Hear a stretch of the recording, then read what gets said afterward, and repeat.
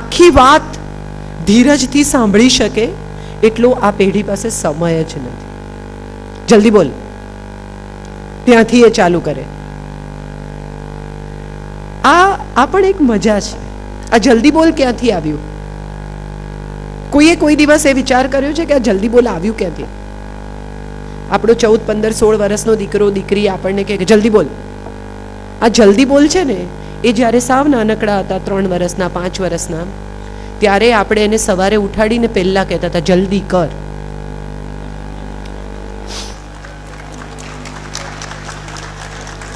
તારી બસ આવી જશે, જલ્દી કર, જલ્દી ના, જલ્દી ખા, જલ્દી બ્રશ કર. આ જલ્દી કરાવવામાં હવે આપણને કહે છે કે જલ્દી કર. આપણી પહેલાની પેઢી, જે લોકો 60માં છે, 70માં છે, એમની પાસે ખૂબ સમય છે, કારણ કે એમણે કોઈ દિવસ આપણને નથી કહ્યું કે જલ્દી કર. જે લોકો 40-50ની ઉંમરમાં છે, એ બહુ ઇન્ટરેસ્ટિંગ એરામાં છે. કેમ? તો કે એ લોકો બાજુના ઘરમાં ટેલિવિઝન જોવા જતા હતા, બ્લેક એન્ડ વ્હાઇટ. એ લોકોએ રવિવારની ફિલ્મ અને ગુરુવારનું ચિત્રહાર જોયું છે. એ લોકોએ બિનાકા ગીતમાલા સાંભળી છે, સિલોન પકડવાની ટ્રાય કરીને. એ લોકોએ બહુ, અને ત્યાંથી શરૂ કરીને હવે એ સ્માર્ટફોન, લેપટોપ, ટેબ્લેટ સુધી ભાગ્યા છે સ્પીડમાં. એમણે સ્ટેટોસ્કોપ્સથી ઇન્ટર્નશિપ કરી છે. એમણે સાવ જુદા પ્રકારનું મેડિસિન જોયું છે અને એ સાવ જુદા પ્રકારનું મેડિસિન જોઈ રહ્યા છે. આ આજની પેઢી છે. એમણે એટલી સ્પીડમાં નીકળવાનું છે. એને સમયે કહ્યું છે જલ્દી કર. એને મા બાપે નથી કહ્યું જલ્દી કર, એને સમયે કહ્યું છે કે જલ્દી કર. કારણ કે જો એ કદમ નહીં મિલાવે તો એની ટેકનોલોજી બીજા લોકોની ટેકનોલોજીથી પાછળ રહી જશે. સિઝેરિયન ઓપરેશનનું બિકિની કટ એ અમુક ડોક્ટર્સને હવે ખબર પડી છે. અમેરિકાથી જ્યારે આ બિકિની કટ આવ્યો ત્યારે એ આખી એક નવી ટ્રેન્ડ લઈને આવ્યો. ઊભો કટ નહીં મૂકવાનો. કેમ? તો કે સાડી લો વેસ્ટ પહેરવી હોય તો ન દેખાય. આખો થોટ જ નવેસરથી આવ્યો કે લો વેસ્ટ સાડી જ નવેસરથી આવી. સ્ટ્રેચ માર્ક્સ ન રહેવા જોઈએ. આ આખી એક નવો કોન્સેપ્ટ દાખલ થયો. લાઇપોસક્શન નવું આવ્યું, ટમી ટકીન નવું આવ્યું. અને આ બધું જો નહીં થઈ શકે તો ક્યાંક કશુંક ખૂટશે પ્રેક્ટિસમાં, પેશન્સમાં અને સાથે સાથે પરિવારમાં. કારણ કે બાકીના લોકો આગળ નીકળી ગયા છે. બહુ રસપ્રદ વિસ્તારમાંથી આપણે પસાર થઈ રહ્યા છે. બહુ રસપ્રદ ટ્રાન્ઝિશન છે આ સમયનું, સંબંધોનું અને વ્યવસાયનું. સંબંધોનું એટલા માટે કે જો એ આ ટેકનોલોજી સાથે કદમ નહીં મિલાવે, જો એ આટલો સમય પોતાના વ્યવસાયને નહીં આપે તો એ વ્યવસાયમાં ક્યાંક પાછળ પડશે. અને જો એ આટલો સમય એના વ્યવસાયને આપશે, જો એ સતત એના વ્યવસાય સાથે જોડાયેલા રહેશે, જો સતત અપડેટ થતા રહેશે, જો સતત મહેનત કરતા રહેશે, તો એના પરિવારમાં ક્યાંક કશું ખૂટી જશે. આખો દિવસ તમે તો ત્યાં જો છો. આવું બહુ શાંતિથી પત્ની કહી શકે. અથવા જો પત્ની આ પ્રકારની એમ્બિશિયસ હોય, ટેકનોલોજી સાથે જોડાવા માંગતી હોય, બહુ મહેનત કરતી હોય, તો એણે પણ આ સાંભળવું પડે છે.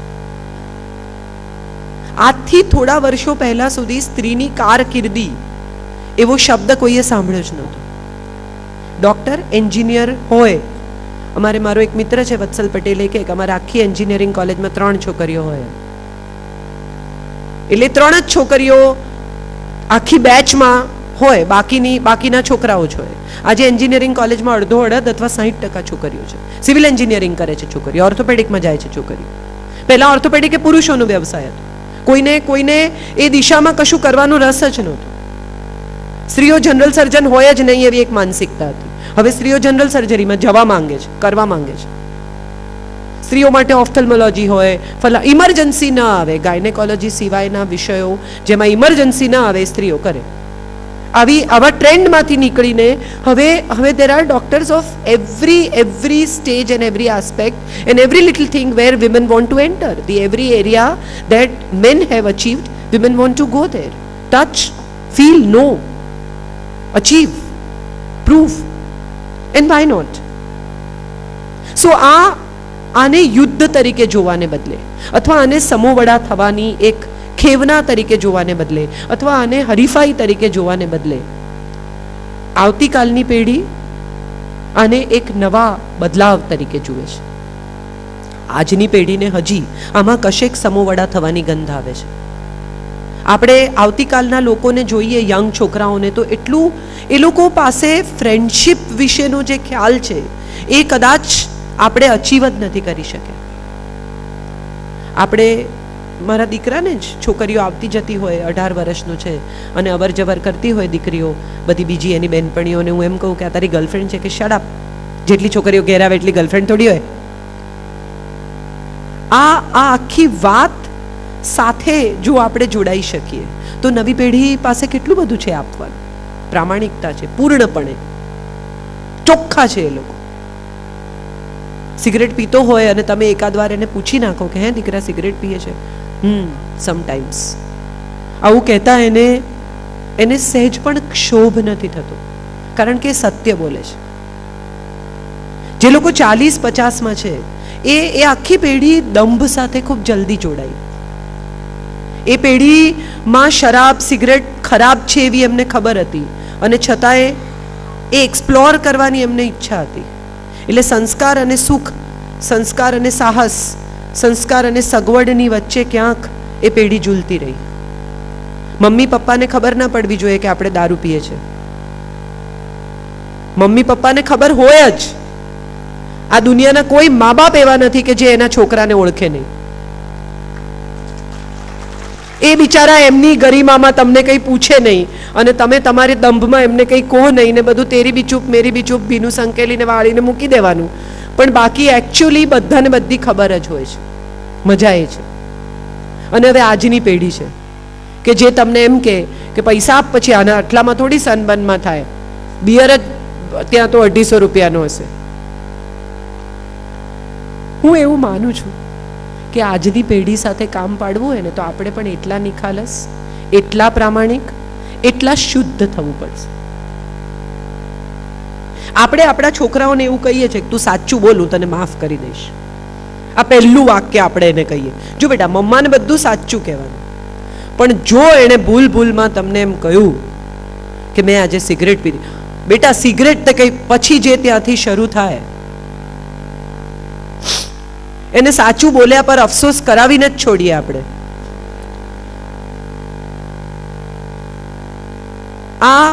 આ જે આખી મેન્ટાલિટી છે, આ જે આખી માનસિકતાઓના સ્તર છે, આમાં કોઈ ખરાબ નથી, કોઈ સારું નથી, બધા જ પોતાની જગ્યાએ સાચા છે. મજા ત્યાંથી શરૂ થાય છે.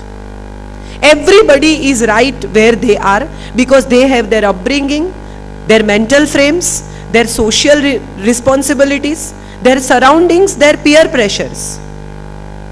આ બધાની સાથે જોડાયેલા રહીને તમારે નવી પેઢી સાથે એક નવા પ્રકારનો સંબંધ જોડવાનો છે. અને આ આપણા પેરેન્ટ્સે પણ કર્યું છે, આપણે કરી રહ્યા છે ને આપણા પછીની પેઢી પણ કરશે.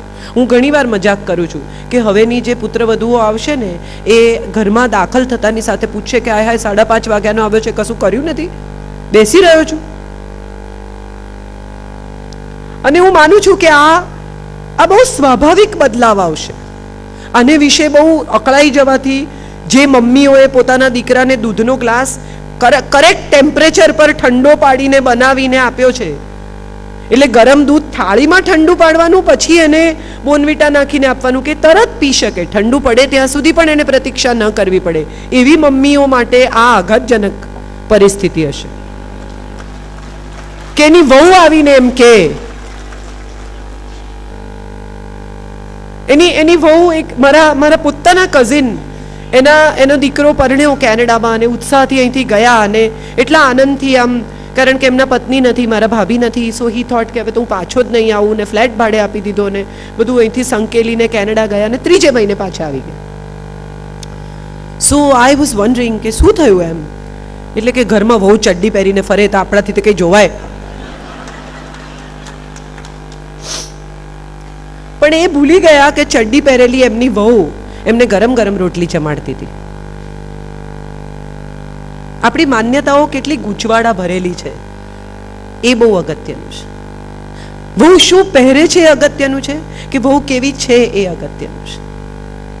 એને જે ગમે તે પહેરે, એની અંદર એ ઇમોશન છે કે ભાઈ આ અમારી સાથે રહે છે, એમને ગુજરાતી ખાવાનું ફાવે છે, તો સાંજના એક ટાઈમ એ છોકરી નોકરી કરતી કેનેડામાં 30 માઇલ ગાડી ચલાવીને પાછી આવીને પણ તમારે માટે ગુજરાતી રાંધે છે. Isn't that important? or what is she wearing is more important? How are we looking at things? So probably all we need to do is clean our glasses and look at life little differently. એક પતિ પત્ની રોજ અગાશીમાં બેસીને પોતાની ગેલેરીમાં બેસીને ચા પીએ અને પત્ની રોજ કે આ સામેવાળા છે ને બહુ ગંદા કપડાં ધુએ છે. એ જ સમયે સામેવાળાની પત્નીનો કપડાં સુકવવાનો અને આ બહેનનો ચા પીવાનો, એટલે રોજ કે આ યાર આ બાઈ કપડાં કેવા ગંદા ધુએ છે. પછી એક દિવસ એ લોકો ચા પીતા હતા અને પેલા બહેને કપડાં સૂકવ્યા અને આમણે કહ્યું કે જો આજે કેટલા સરસ કપડાં ધોયા છે. એટલે પતિએ હસીને કહ્યું કે મેં આજે કાચ સાફ કર્યો છે.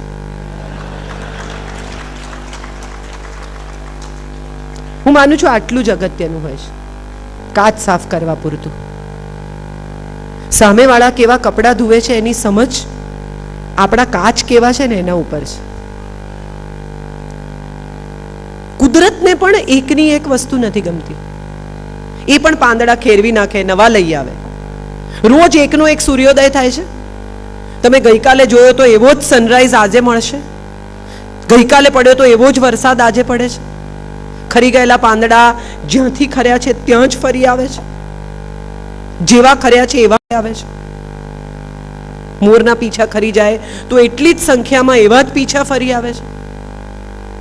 કુદરત પોતે જ કેટલો બધો બદલાવ માંગે છે. તો પેઢી દર પેઢી બદલાવ આવે અને નવી જનરેશનને નવી રીતે તૈયાર કરીને હાઈટેક જનરેશનને તમારા સુધી મોકલે છે. એ કેટલી ઇન્ટરેસ્ટિંગ વાત છે. એક ગૂગલની એડ બહુ સરસ આવે છે. બાળક જન્મે અને તરત જ ઓનલાઈન જાય છે. મને બહુ ગમે છે એ એડ. તમે આજના છોકરાઓને પૂછો ને કે બેટા ફલાણું પિક્ચર ક્યાં ચાલે છે, હું આજે પણ અમદાવાદ મિરર શોધું છું ને મારો દીકરો તરત આમ કરીને હું મિરરમાં જોઉં એ પહેલા મને કે હજી હું મિરરમાં શોધી શકું એ પહેલા એના ફોન પર એ મને 6 થિયેટર કે એના 12 શોઝ કે એનું ફલાણું કે એનું આ કે. આપણે ફરિયાદ એવી કરીએ છીએ કે નવી પેઢી વાંચતી નથી. એ નથી વાંચતી એવું નથી, એ એના ફોન પર ન્યૂઝ વાંચે છે. એ છાપા નથી ખોલતી, વાત સાચી. એ પુસ્તક નથી ખોલતી, વાત સાચી. પણ એની પાસે આપણાથી વધારે ઇન્ફોર્મેશન છે એ પણ એટલી જ સાચી વાત છે. અને જેની પાસે પુષ્કળ માહિતીનો ભરાવો છે એને શું શીખવી શકાય એ આપણે બહુ અગત્યની વાત સમજવાની છે. એને સિલેક્શન શીખવી શકાય. એની પાસે ઇન્ફોર્મેશન તો છે જ, એને તમે ઇન્ફોર્મેશન નહીં આપી શકો. એક કઠિયારો હતો ને રોજ લાકડા કાપવા જાય તો એને ખબર જ છે કે એ કઠિયારો તો એની જોબ છે એટલે લાકડા જ કાપે ને બીજું શું કરે. એ થોડી કુક છે તો રેસ્ટોરન્ટમાં જઈને રસોઈ કરે તો કરેક્ટ, એને ખબર છે કોની જોબ શું છે. 3 વર્ષના બાળકને ખબર છે કે કોબલર કોણ છે ને ધોબી કોણ છે ને આ સ્મિથ કોણ છે ને ફલાણો કોણ છે. So he is very clear in his information is very clear. All we can teach is to bifurcate the information, the utilization of information, and how and where that information can help him or her. That's what probably we can teach the child. એને જે information ખબર છે એ જ information તમે એને website પર ફરી એકવાર બતાવો કે જો કેન્સરમાં આવું થાય હવે પી સિગરેટ. જે આપણે નથી કરતા, આપણને હજી ભાષણ આપવામાં જ મજા આવે છે.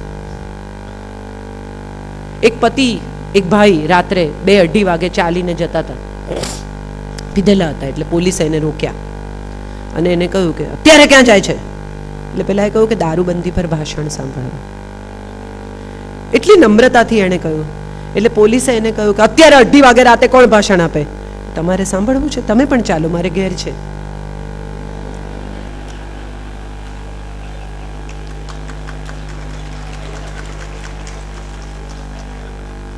એને જે ખબર છે ને એ આપણે ખાલી એન્હાન્સ કરી આપવાનું છે. આપણે જ્યારે નાના હતા ત્યારે બહાર જમવા પેરેન્ટ્સ લઈ જાય તો ઢોસો મળે, સેન્ડવિચ મળે, ભેળ મળે, બહુ બહુ ફેન્સી જગ્યા હોય તો પિઝા મળે, વાત પૂરી થઈ.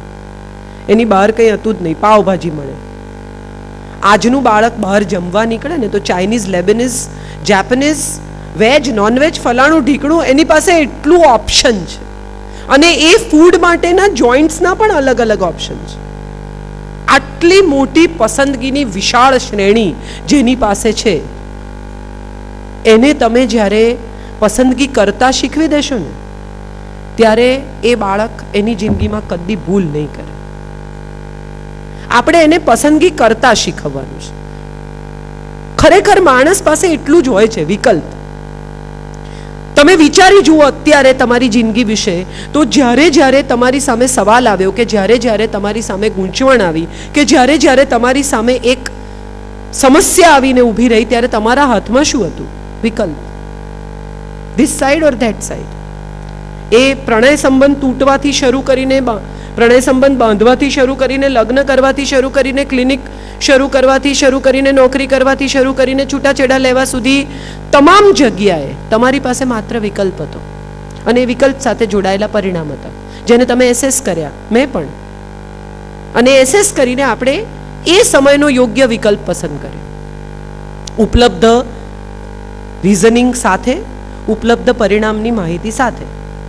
That's what we have done all our lives. એ પરિણામો વિશેની જેટલી માહિતી આપણી પાસે હતી એના કરતાં નવી પેઢી પાસે વધારે છે. હું આમ કરીશ તો આમ થશે એવી એને ખબર જ છે. આ એવી પેઢી હવે આવી રહી છે કે જેની પાસે એક અદ્ભુત વિશાળ શ્રેણી જ્ઞાનની છે, સમજ આપવાની છે. પિતા પાસે અનુભવ હોય છે. એ અનુભવ તમે બહુ આનંદથી એને આપવા જાઓ કે જો બેટા આમ કરીશ ને તો આમ થશે. આઈ નો. હવે આ જે આઈ નો છે ને, એ આઈ નો ની સાથે જોડાયેલી એક વાત છે જે બહુ અગત્યની છે, અને જે આપણે એને કહેવાનું ચૂકી જઈએ છીએ કે I am sure you know, but it is very important that you must know that I also know this.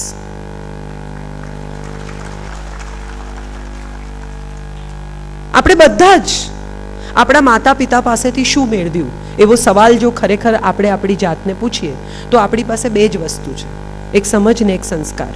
સંપત્તિ, સગવડો તો બધા માતા પિતા પોતાના બાળકને યથાશક્તિમતી આપે જ છે. આ દુનિયાનો કોઈ મા બાપ એવા નથી કે જે પોતાના સંતાનને એમ કે ના હો દોસ્ત, હું એસીમાં સુઈશ, તારે બહાર ગરમીમાં સુવું. કોઈ માતા પિતા એવી ટ્રેનિંગ નથી આપતા. વાહન હોય અને મા બાપ એમ કે ના બેટા વાહન અહીંયા મૂકો અને ચાલીને જાઓ. આવા મા બાપ તો બહુ રેર હોય. બિચારા પોતે પોતાનું વાહન આપી દે અને એમ કે હું ચાલીને જઈશ, તું તારે તારે જલ્દી પહોંચવાનું છે. મોટા ભાગના માતા પિતા આવા જ હોય છે. એ આપણા માતા પિતા હતા, આપણે હતા, કે કદાચ આપણા બાળકો પણ હશે. એ મા બાપ થાય એટલે બદલાઈ જ જાય. દરેક સંતાનના જન્મ સાથે મા બાપનો પણ જન્મ થાય છે. એ વખતે પુરુષ અને સ્ત્રી હોય છે, પછી એક માતા પિતાનો જન્મ થાય છે. સો એ માતા પિતા જેવા જન્મે એવી એમની સમજ, એમની કરુણા, એમનો સ્નેહ, એમનું વાલ એ એમની સાથે જ જન્મ લેતું હોય છે. અગત્યનું એ છે કે આપણે જ્યારે આપણા સંતાનો સાથે, જે લોકો 40s માં 50s માં સ્પેશિયલી છે, એ લોકો જ્યારે એમના સંતાનો સાથે ડીલ કરે છે ત્યારે ભૂલી જાય છે કે એમના માતા પિતાએ એમને કેટલી છૂટ આપેલી. આપણું બાળક હજી 45નું નથી, 50નું નથી, એટલે એને નથી ખબર કે 50 ના થવું એટલે શું. પણ આપણને તો ચોક્કસ ખબર છે કે 17 ના હોવું એટલે શું.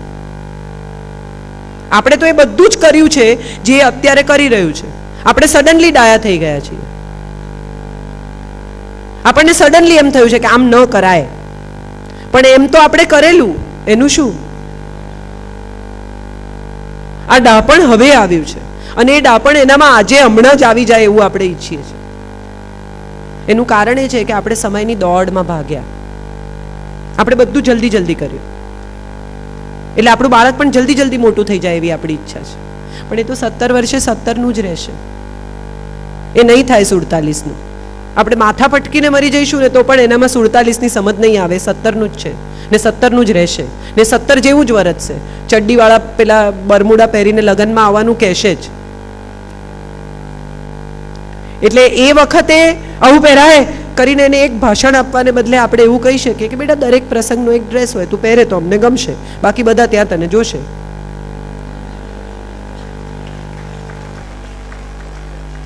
આમાં સમસ્યા એ છે કે આપણે બાકી બધું જ કહીએ છીએ, જે કહેવાનું છે એ નથી કહેતા.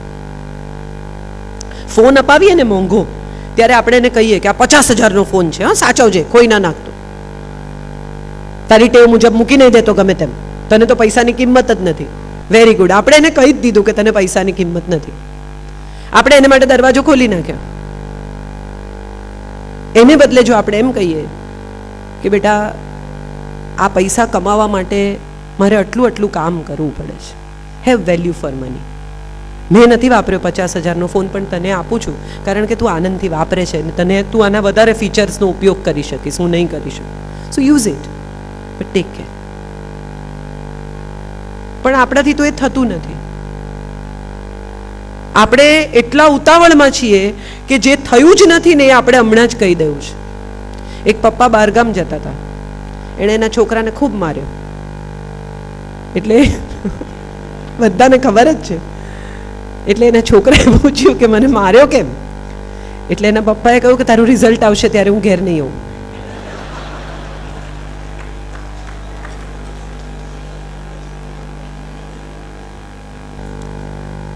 This is what we are.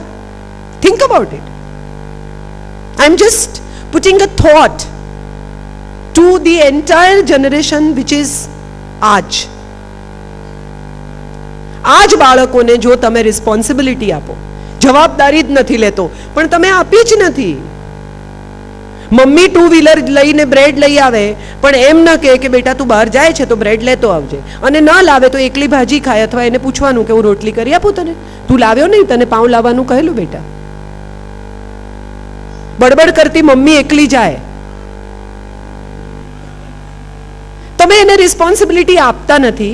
Responsibility આપ્યા પછી એટલી પ્રતીક્ષા કરવાની આપણી ધીરજ નથી કે લાવે છે કે નથી લાવતો, અને ન લાવે તો એકવાર સફર કરવા દો, એમાં શું વાંધો? પાઉં વગર ભાજી ખાશે તો કોઈ આજ સુધી મર્યાના કિસ્સા મને ખબર નથી. આપણે એને બધું જ આપવું છે, આપણી જાતે આપવું છે, અને પછી એની એ મજા કરે છે એનો આપણને વાંધો છે. Think about this. એ એટલા માટે વાંધો છે કારણ કે આ મજા આપણે નથી કરી.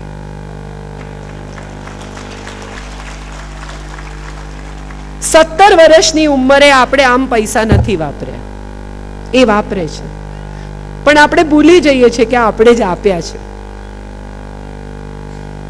આપણા અભાવો, આપણી અંદર રહેલી બાળપણની એ સ્મૃતિઓ, આપણી અંદર રહેલી ટીનેજની એ તકલીફો ક્યાંક ને ક્યાંક જાગીને પાછી આવે છે, અને આપણા જ સંતાનને મજા કરતા જોઈને આપણને થાય છે કે બોલો કેટલા જલસા કરે છે. પણ કરે જ ને, તમે જ કરાવો છો. તમે નહીં અપાવો તો એની પાસે ગાડી ક્યાંથી આવશે? પછી એ ગાડી લઈને રાત્રે 11 વાગે બહાર જાય ત્યારે આપણને વાંધો પડે. પણ આપણે આપી, હવે એ વાપરે છે, એ બેની વચ્ચે કંઈ નથી. આ ટીવી નથી કે રિમોટ કંટ્રોલથી ચેનલ બદલાય. આ સંતાન છે, એને એની પોતાની માન્યતાઓ છે, પોતાની ઝંખનાઓ છે, પોતાની ઈચ્છાઓ છે, પોતાની બુદ્ધિ છે, એની પાસે એની પોતાની માહિતી છે, એનું પોતાનું ઇન્ટેલિજન્સ છે, ને આપણાથી થોડું વધારે છે. એ પણ સ્વીકારી જ લેવાનું. એક તરફથી આપણે એને ખખડાવીએ કે મને તારાથી વધારે સમજ પડે છે, હું તારી માં છું, અને પછી નવો ફોન આવે ત્યારે આપણે ગરીબડા થઈને એની પાસે જઈએ કે મને આ શીખવને.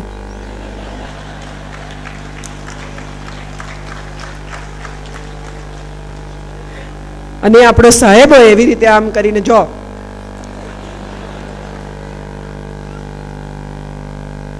This is where the fun comes in. હવે આ જ બધી વાતો જે આપણે અત્યારે હસીને કરીએ છીએ, એની પાછળ જાઓ અને તમારા ઘરમાં થયેલા પ્રસંગોને યાદ કરો, અને આ દરેક વખતે આપણું ઇરિટેશન કેટલું હતું એ યાદ કરો. આપણે કયા સૂરમાં એની સાથે. કાળી 5 થી તો ડિસ્કશન શરૂ થાય. મિનિમમ ડેસિબલ ત્યાંથી શરૂ થાય. પહેલી બૂમ જે આપણે એને આજે મારે એક બહુ અદ્ભુત સજેશન અહીંથી આપવું છે. જે લોકો યુટ્યુબ સાથે જોડાયેલા હોય અથવા ટેકનો સેવી હોય, એ બધા પાર્લે પટેલ નામના એક દીકરાને, છોકરો છે નાનકડો, એને જોજો. એણે એક ગુજરાતી મધર ઉપર વિડીયો કર્યો છે. He is an American boy, Gujarati American. Please watch that video and I think what he says is so interesting and so very true and real, connecting straight away to the mothers of today's generation. બહુ સુંદર. પાર્લે પટેલ કરીને એક છોકરો છે, young, 17, and what a video it is. એ દરેક mummy પહેલી બૂમ પાડે ને, ચાલો બેટા 8:30 થયા, ત્યારે સૂર એટલો મીઠો હોય, અને 3 મિનિટ પછીનો જે સૂર હોય ને એમાં તો ટક ટક ટક ટક ટક સૂર બદલાઈ જાય. અને એને ખબર જ છે હવે કે આ ડેસિબલ પર જ્યાં સુધી અવાજ ના આવે ત્યાં સુધી મારે ઉઠવાની જરૂર નથી.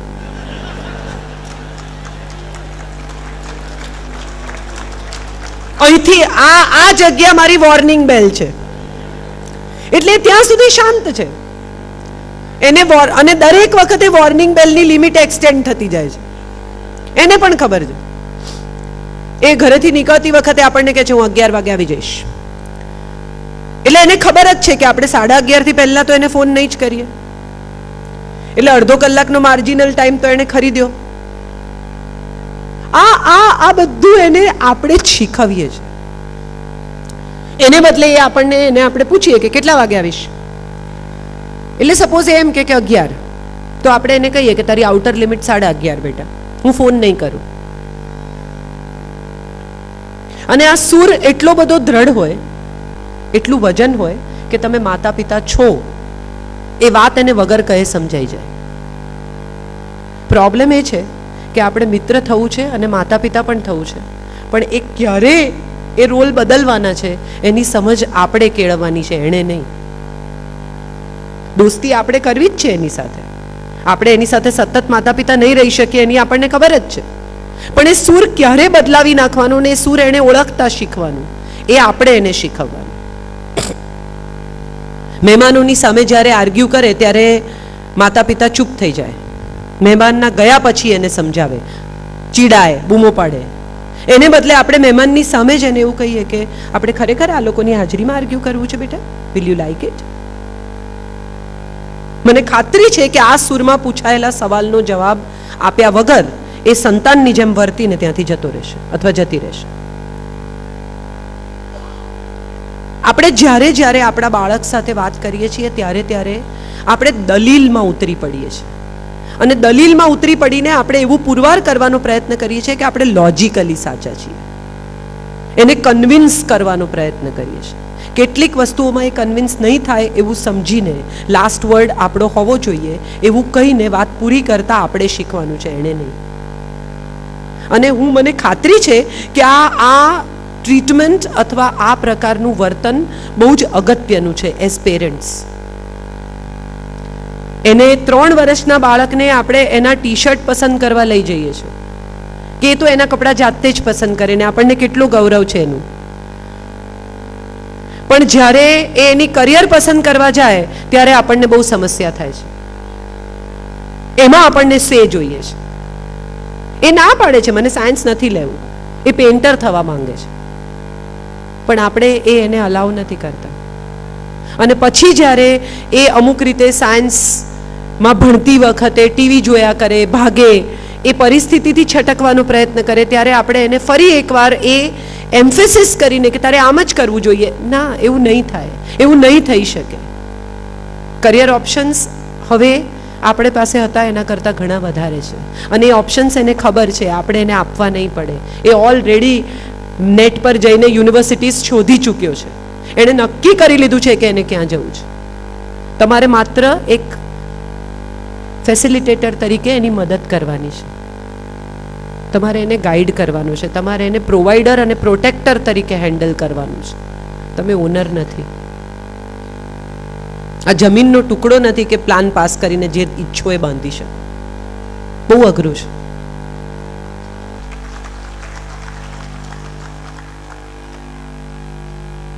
અને હું આ ડાઈ વાતો કરું છું એવું નથી. મારો પોતાનો દીકરો આર્ટ્સમાં ભણ્યો છે.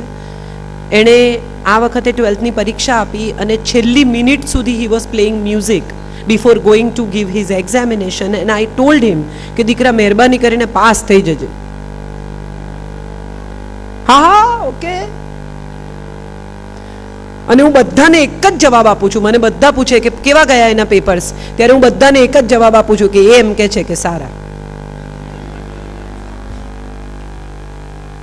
આનાથી વધારે હું કંઈ કરી શકું એમ જ નથી. હું ગમે તેટલું મને આવડતું હોય ફિલોસોફી કે સાયકોલોજી કે ઇકોનોમિક્સ, હું એને બદલે જઈને નહીં લખી શકું.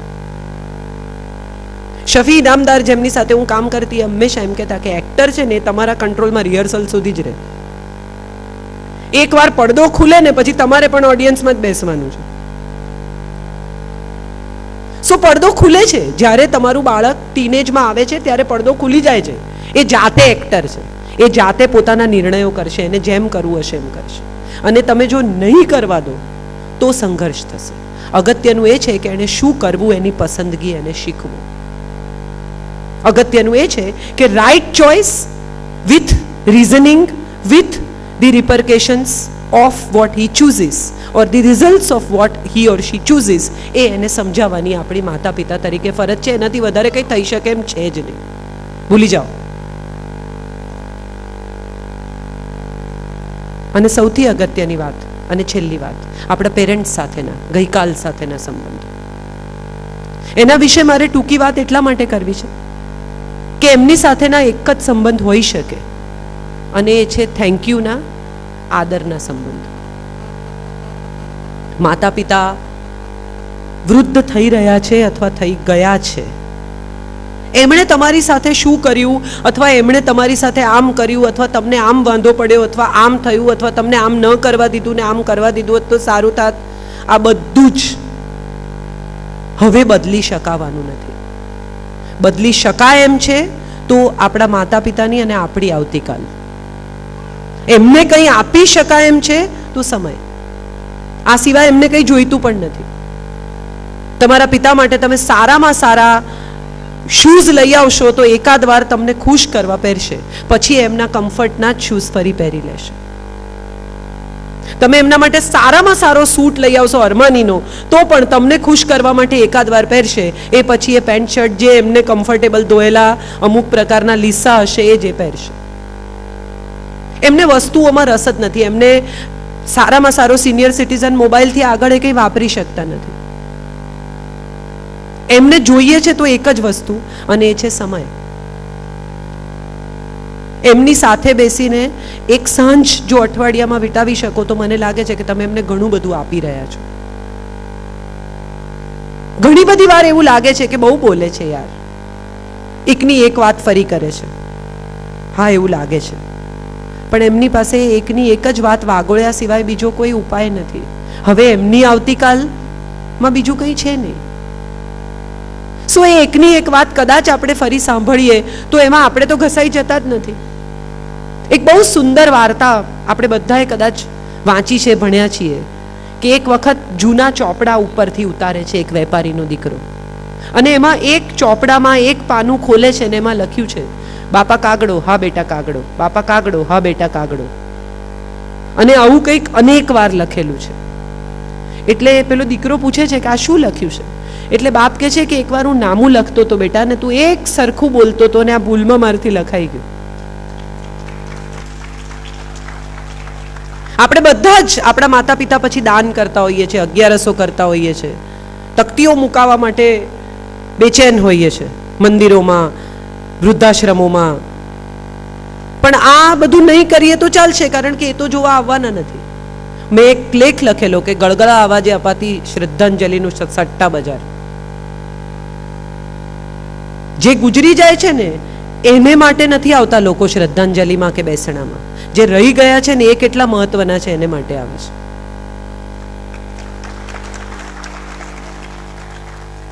સો આઈ ઓલવેઝ ફીલ કે માણસ જીવતો હોય, તમારી સાથે હોય, તમારી આસપાસ હોય, ત્યાં સુધીમાં એને જે આપી દેવાય એ આપી દેવાનું. એમને થેન્ક યુ કહી દેવાનું, એમને વાલ કરી લેવાનું, એમને સમય આપી દેવાનો. એ પછી ગમે તેટલો અફસોસ થશે, એ પરિસ્થિતિમાં ફેરફાર નહીં કરી શકે. માતા પિતા ગઈકાલ છે એ સત્ય છે, એમની પાસે બહુ આપવાનું કદાચ હવે નથી રહ્યું એ સત્ય છે. તમે બહુ જ સ્માર્ટ છો, તમારી પાસે બધી જ આવડત છે, તમે દુનિયાને નવી નજરે જોઈ રહ્યા છો, સત્ય છે. પણ આ નવી નજર તમને એમણે આપી છે એ પણ એટલું જ સત્ય છે.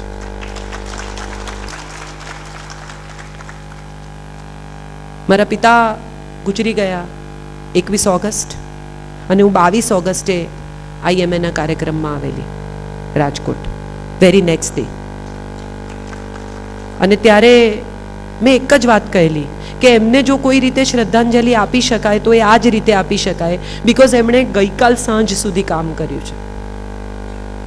તો હવે આવતીકાલ સવારથી કામ કરવા માંડવું એ જ એમની સાચી શ્રદ્ધાંજલિ છે. એ જ્યારે બીમાર હતા ત્યારે મેં બહુ કાર્યક્રમો સળંગ કેન્સલ કરેલા, કારણ કે એમને પેનક્રિયાઝનું કેન્સર હતું અને મને ડૉક્ટર્સે કહેલું કે બહુ એમની પાસે સમય નથી, એટલે મેં સિરિયલથી કાર્યક્રમો કેન્સલ કરેલા. અને એ વખતે બધા એમ માનતા હતા કે આ ખરી છે, એવા તે કેવા બીમાર છે, પણ મને ખબર હતી. પણ એ ગુજરી ગયા પછી ઘેર બેસી રહેવાનો અર્થ નહોતો. એમને જ્યારે સમય જોઈતો હતો ત્યારે મેં આપ્યો હતો. હવે બીજે દિવસે સવારે વિધિઓ કરવા મને ઘરે નથી રહેવું. આ એમની પાછળ મેં નથી કોઈ બેસણું કર્યું, નથી મેં કોઈ પણ પ્રકારના પુસ્તકો છાપ્યા, નથી કોઈ સ્મૃતિ ગ્રંથો છાપ્યા, કશું જ નથી કર્યું. હું જે રીતે રાત દિવસ કામ કરું છું અને જે રીતે ગુજરાતી ભાષાનું કામ કરું છું એ એમના માટેની તકતી છે. આટલું જ મારે કરવું છે. હું પણ નહીં હોઉં કાલે. અને આપણે આ બધા જ ભૂલી જઈએ છીએ. યક્ષ પ્રશ્ન નામની એક બહુ સુંદર મહાભારતની કથા સાથે હું મારી વાત પૂરી કરું કે બધા જ પાંડવો પાણી પીવા જાય છે અને એક પછી એકને યક્ષ પ્રશ્નો પૂછે છે અને કે જવાબ નહીં આપે તો મરી જઈશ. અને 4 પાંડવો મૃત્યુ પામે છે અને યુધિષ્ઠિર જાય છે પાણી પીવાને. યક્ષ એને કહે છે કે 1 મિનિટ, સવાલનો જવાબ આપ, નહીં તો તને મારી નાખીશ. અને પૂછે છે કે આ દુનિયાનું, એટલે યુધિષ્ઠિર કહે છે કે હું મારી યથાશક્તિમાંથી જવાબ આપીશ, પૂછો. એટલે એને પાંડવ 4 મરી ગયા છે. પછી યક્ષ પૂછે છે કે આ દુનિયાનું મહાન આશ્ચર્ય શું છે? અને ત્યારે યુધિષ્ઠિર કહે છે કે આ દુનિયાનું મહાન આશ્ચર્ય એ છે કે આપણે બધા જ મરી જવાના છીએ અને છતાંય બધા એવી રીતે જીવે છે કે હું અમર છું ને આ બધા જવાના.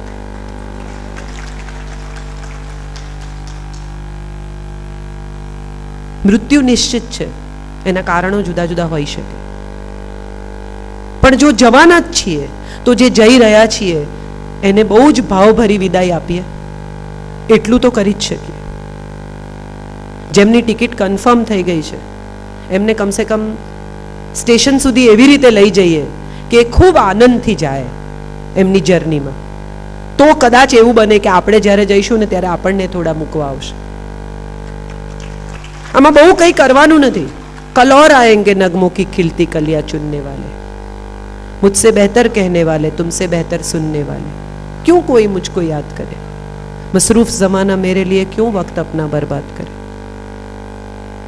આ તો જ થશે જો કોઈને ફૂલ ફ્લેજેડ ચાહી શકશો, જો કોઈને ફૂલ ફ્લેજેડ માફ કરી શકશો, જો કોઈને ફૂલ ફ્લેજેડ એટલો સ્નેહ આપી શકશો કે એ માણસ તમને યાદ કરે ને તો એના ચહેરા પર સ્મિત આવી જાય.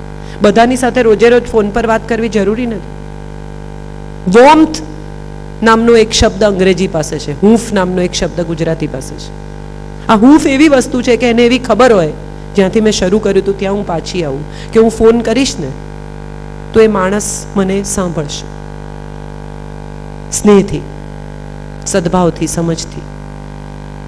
બસ આટલી જ અપેક્ષા હોય છે. કોઈ કોઈનું દુઃખ ખરેખર લઈ લેતું જ નથી, લઈ શકતું જ નથી. બહુ સુંદર મુનવ્વર રાણાનો એક શેર મને બહુ ગમે છે. कुछ ऐसे मैंने अपने को आज़ाद किया, कुछ ऐसे मैंने अपने को आज़ाद किया, कुछ लोगों से माफ़ी मांगी, कुछ लोगों को माफ़ किया. આપણે બધાને સુખી થઈ જવું છે પણ સુખના સહેલા રસ્તા પરવડતા નથી. ગુલઝારની એક બહુ સરસ નઝમ મને બહુ ગમે છે.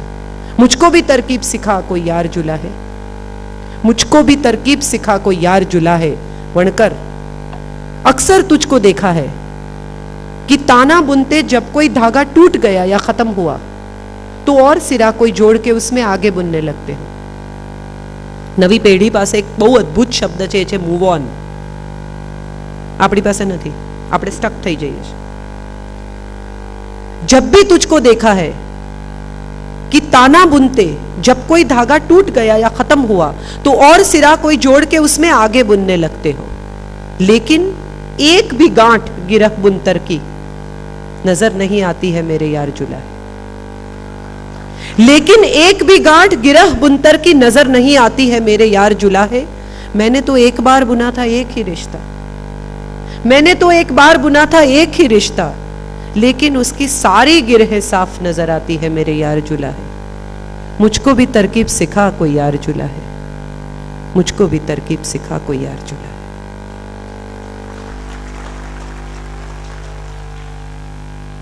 આપણા વડીલોને, આપણા માતા પિતાને, આપણા ગુરુજનોને સ્નેહ અને સમય આપી શકાય, આપણા સંતાનને સમજ અને સંસ્કાર આપી શકાય, તો હું માનું છું આપણી જોબ પૂરી થઈ.